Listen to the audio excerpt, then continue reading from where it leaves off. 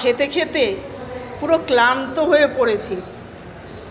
মানে কি খাবার কি না, আজকে কদিন ধরে একভাবে এই খাওয়া চলছে। আর এই যে আমার কালীগাছি অতনু চক্রবর্তী, ইনি তো আরেক নাটের গুরু, দেখো কোনো ক্লান্তি নেই।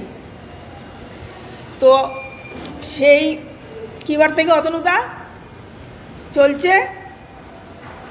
পরশু দিন থেকে, মানে ঈদের পরের দিন থেকে, সোমবার থেকে একভাবে, মানে বাড়ির থেকে টিফিন না আনলে হয় ভালো, এরকম একটা ব্যাপার।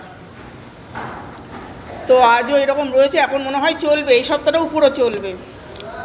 তো আমরা কি কি খেলাম, বেশিরভাগ সিমুই, পায়েস, আর কি যেন ঘুগনি।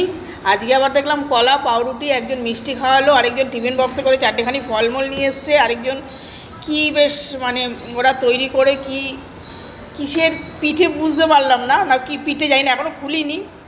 তো এই হলো ব্যাপার। তো আমরা ঈদের খাওয়া খেতেই থাকি। টাটা।